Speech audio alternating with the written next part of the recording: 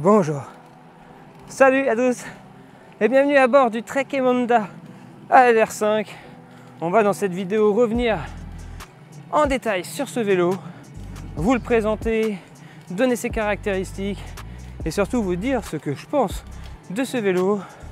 Je vous ai écouté, vous êtes nombreux à me dire Cédric, tu testes des vélos bien trop chers, je passe à une autre vidéo. Aujourd'hui, on va tester un vélo bien plus modeste, vendu 2200 €.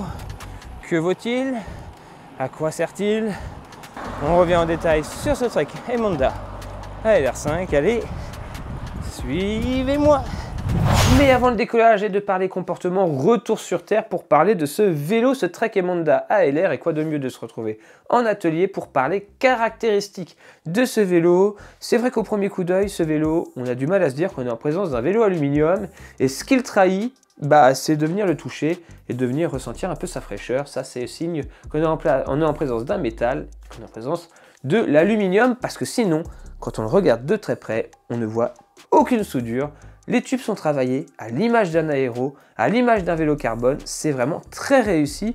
Je vois pas de différence de finition entre la fourche et le cadre, donc c'est du vraiment très beau boulot. Là où ça pourrait un peu se trahir, c'est au niveau du boîtier de pédalier. Les boîtiers de pédalier en aluminium sont souvent un peu moins gros que les boîtiers de pédalier carbone. Emonda ALR, si on décortique un peu son nom, Emonda, ça fait partie de la gamme des vélos légers de chez Trek. Donc ce Trek se veut être léger, on reparle du poids tout à l'heure. Et surtout, il se nomme ALR, AL pour l'aluminium et R, comme à l'image de son grand frère, le SLR, c'est pour dire que c'est la gamme compétition. Et oui, aluminium ne veut pas dire vélo pour débutants pour aller se promener tranquillement. Non, pas du tout. On est bien ici en présence d'un vélo qui est vraiment prévu pour rouler et faire des courses. Oui, des vraies courses. Il est équipé, comme toujours chez Trek, full Bontrager, la marque maison d'équipementier, cintre Bontrager, potence, tige de selle, roue, bref. On est full Bontrager, même les pneus sont des pneus Bontrager, donc ça permet comme ça de pouvoir contenir le budget et le maîtriser pour pouvoir proposer un vélo à 2200 € qui pèse seulement 9 kg 70 grammes. Franchement, c'est un poids vraiment très bon pour un vélo en aluminium. Il y a des vélos carbone qui sont bien plus lourds et bien plus chers, donc c'est plutôt réussi à ce niveau-là. Mais attention, le poids ne fait pas tout. Parfois, un poids plume est décevant sur la route et parfois un poids lourd peut être très satisfaisant sur la route. Donc, encore une fois, attendez la séquence d'après pour connaître mon avis dynamiquement de ce vélo. Côté intégration, c'est simple. Tous les câbles viennent se regrouper sous la potence, viennent ensuite glisser dans la douille de direction pour ressortir sous le boîtier de pédalier et ainsi aller du côté du dérailleur avant, du dérailleur arrière et de l'étrier. Mais il n'y a aucun câble apparent, à part si vous commencez à baisser la tête et regarder sous le vélo. Mais lorsqu'il est sur la route, on ne le voit pas du tout. Là, c'est vrai que je vois un peu les câbles qui sont un petit peu ballottants. On aurait aimé peut-être une finition un peu meilleure à ce niveau-là, qui soit un peu plus resserrée du cadre. Surtout pour le câble qui remonte au dérailleur avant, qui a tendance un petit peu à faire une petite boucle et se rapprocher du pneu. Bon, honnêtement, j'ai pas eu encore de soucis de frottement de ce câble sur le pneu, mais c'est quand même quelque chose à surveiller. Groupe 105 11 vitesses, donc qui a quand même déjà quelques années, un poil plus lourde, avec un freinage un peu moins costaud, un peu moins puissant que la nouvelle génération de Shimano, mais on a quand même quelque chose de plutôt correct, on le verra tout à l'heure sur la route, et on a surtout un groupe hyper fiable dans le temps et pas trop cher en entretien. Chaque élément séparé ne coûte pas si cher que ça, donc ça permet d'avoir quelque chose facile d'entretien pour quelqu'un qui débuterait le vélo ou alors quelqu'un qui n'a pas un gros budget à l'année pour pouvoir faire durer son vélo dans le temps. Ce genre d'achat peut être un achat intelligent en termes de durabilité. Bon oui, le vélo est noir, désolé, sachez qu'il existe plusieurs coloris pour ce Trek ALR. Ici on a la version la plus sportive, la plus furtive, mais il existe des versions un peu plus colorées que je préfère d'ailleurs. C'est peut-être un peu trop black pour ce coup-ci et on aurait aimé avoir une pointe de couleur pour relever l'ensemble. Alors là, il y a la lumière qui permet de le mettre un peu en évidence, mais c'est vrai que dehors, il est un peu plus fade, mais ça, encore une fois, les goûts et les couleurs. Bon, vous allez voir que cette paire de roues aluminium, qui est une paire de roues paradigme SL, va pas mal influencer le comportement de ce vélo. De quelle façon? Suite à mon décollage, on se retrouve sur la route pour parler de ce vélo, sur le plat, en descente, en montée. Que vaut ce Trek Emonda ALR? Pour qui il est fait? Et ben voilà, j'ai roulé pour vous avec et je vous donne mon verdict. Allez, c'est parti.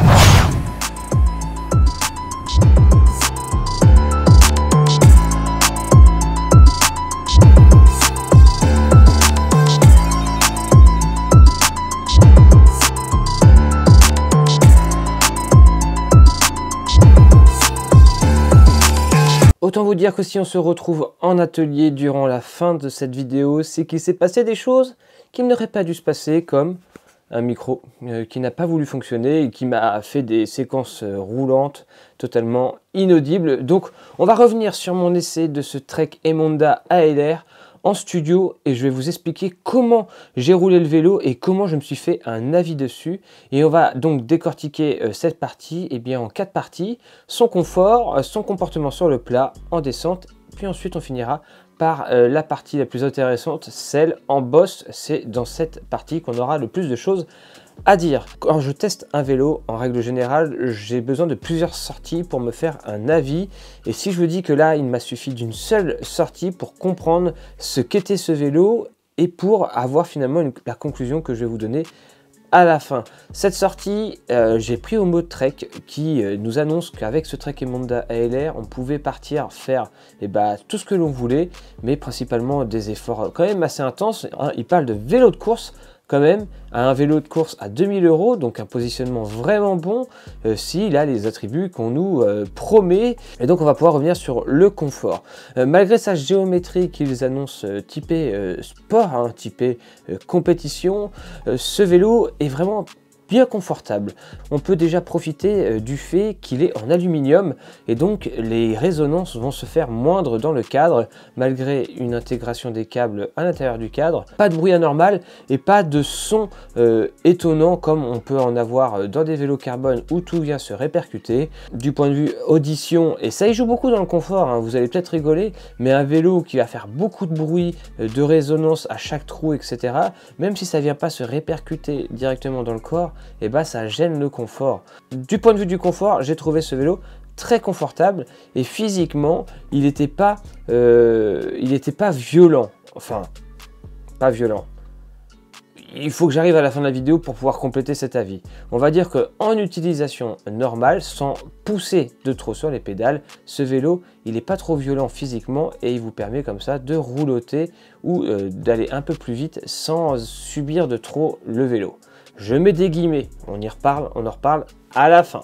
Maintenant, on va parler du plat. Ma sortie, elle était de plus de 100 km avec plus de 1200 mètres de D+. Donc une belle sortie dans l'arrière-pays normand avec des belles bosses. Et avant d'atteindre les bosses, j'avais des faux plats descendants et du plat, tout simplement. Et sur ces parties-là, je me suis vite rendu compte que ce vélo, au train, avait une belle capacité à rouler vite et qui ne me changeait pas fondamentalement d'autres vélos que j'avais pu essayer. Je passais la barre des 30 km/h sans problème, mais la barre des 35 beaucoup moins. Vous voyez, on est sur une tranche de vitesse naturelle, on va dire, qu'on va pouvoir atteindre entre 30 et 35, ce qui est bien souvent largement suffisant, vous allez me dire. Et voilà, au train, aucun problème, on peut enrouler, on peut atteindre ces vitesses que l'on a classiquement. Aucun souci en termes de prise de vitesse sur le plat. Je ne parle pas des relances ou des sprints dans cette catégorie, on va le garder aussi pour la fin. Là, vous allez vous dire, oula, ça commence à sentir mauvais, pourquoi il nous garde tout ça pour la fin? Allez, on va parler maintenant des descentes. Les descentes, ce qui se veut rassurant dans les descentes, ça va un peu de pair avec le confort. Un vélo sain, avec un comportement sain, avec une direction saine, ça donne un vélo qui va très bien se placer dans les courbes et qui va être de confiance. Et c'est vrai, ce vélo est de confiance, sûrement aussi parce que il a des périphériques en aluminium aussi, ce qui se traduit par le fait que dans la tête, dès les premières descentes, on laisse filer le vélo. Il est équipé de freins à disque, même si c'est du 105 ancienne génération, ça freinait déjà très bien et ça permettait de prendre des plus grandes vitesses et de se garantir le fait qu'on puisse freiner à la fin, c'est jamais un mal d'être assuré de freiner, chose que des fois avec le patin, suivant les conditions météo, on n'était pas assuré, et là avec le disque, aucun problème, on a cette sécurité supplémentaire, donc dans la descente, on peut enrouler, pas de souci. Et là, je vous vois déjà avec votre souris ou alors prendre votre voiture pour aller acheter ce Trek Emonda ALR. Il est confortable, il roule bien sur le plat et il est bon en descente. C'est sans faute. Parlons de ce qui fâche, car oui, ça fâche, les montées et les relances. Pour rien vous cacher, parce que moi je suis totalement transparent avec vous, bien que certains pensent le contraire, ce vélo, il m'a été envoyé par la marque Trek. Comprenez que c'est une collaboration, ils me l'envoient, j'en parle et je leur renvoie. Vous voyez, c'est pas du tout mon vélo. Vous pourriez vous dire, bah Cédric, il va en dire que du bien, vu que de toute façon on lui prête des vélos et qu'il les paye pas. Attendez de voir ce que je vais dire. Oui, vous voyez, là je tourne un peu autour du pot, vous allez dire, Cédric accouche. Ce vélo, j'ai rien compris. J'ai rien compris de ce qui m'arrivait lorsque j'ai pris ma première montée. Et cette sensation, elle m'a été que très rarement connue. Enfin, j'ai jamais connu ça avec un autre vélo, je crois. Pour faire simple, tout allait bien dans ma sortie jusqu'à temps que les premières pentes s'élèvent et qu'on passe les 3, 4, 5%. Et passer la barre des 5%, ben, en fait, j'avais l'impression d'être un novice absolu dans le vélo et de ne pas réussir à avancer. J'avais beau essayer de relancer, de mettre un peu plus de puissance, non, rien ne se passait sous mes jambes et j'étais totalement scotché à la route. Une bosse passe, on retourne sur une section de plat, je peux renvoyer et là je me dis mince, c'est pas moi physiquement qui va pas bien, j'ai aucune douleur, c'est juste que je suis à l'arrêt dans les bosses. Je rentre alors à la maison et là je me dis mais je suis pas du tout en forme, qu'est-ce qui se passe encore quoi? Le retour du Covid, enfin j'en sais rien, je comprenais pas. Et là, un confrère qui teste aussi des vélos pour un autre média, je tairai son nom, quelques jours après ma sortie, m'écrit un petit mot parce qu'il a vu que je testais moi aussi le vélo et il me demande ce que je pense du vélo dans les montées. C'est très rare qu'entre confrères testeurs comme ça, on prenne connaissance de l'avis des autres. C'est que vraiment, là, sur ce coup précis, on avait un doute sur déjà nos capacités et ce qu'on avait vécu avec ce vélo. Et en effet, il s'avère que je n'étais pas le seul, mais absolument pas le seul à vivre ce même cauchemar dans chacune des bosses des parcours que l'on a pu emprunter avec. Donc, ça fait mal. Alors pour qualifier ce comportement très étonnant et pas du tout bon pour moi, certains préfèrent dire que c'est un vélo pour costaud. Moi je vois pas du tout en quoi c'est un vélo pour costaud en fait. C'est pas parce qu'on est costaud et qu'on est capable de monter des bosses à 400 watts continu que l'on doit subir un vélo qui va vous faire manger vos watts et ne plus avoir de disponible après. Donc ok, c'est un vélo pour costaud mais sur que très peu de kilomètres ou alors il faut une grande réserve. Vraiment moi de ma sortie de 100 et quelques kilomètres je suis rentré HS total avec des douleurs. Des douleurs pourquoi? Parce que dans les montées, je devais m'arracher, je devais essayer de propulser le vélo pour pouvoir essayer d'avancer un peu plus vite ou alors lamentablement mettre tout à gauche et laisser en moulinette comme ça, sans aucune vitesse, rien, totalement déplaisant. Bref, son gros point noir à ce vélo, c'est son comportement en montée. Alors n'allez pas me demander le pourquoi. Est-ce que c'est les roues? Est-ce que c'est le cadre? J'ai pas pu switcher, j'ai pas pu essayer d'autres choses, mais une chose est sûre, c'est qu'en l'état actuel du vélo, dans sa configuration d'origine, le ALR 5, je précise bien le 5 parce qu'il a une façon d'être équipé spécifique, et bah je sais pas pour qui il est fait. Alors oui, Trek l'oriente vers des compétiteurs, vers des gens qui font des courses, mais moi personnellement, demain je vais faire des courses, j'ai pas envie d'avoir un vélo qui va me pénaliser à chaque fois qu'un faux plat montant arrive devant moi ou voir une bosse.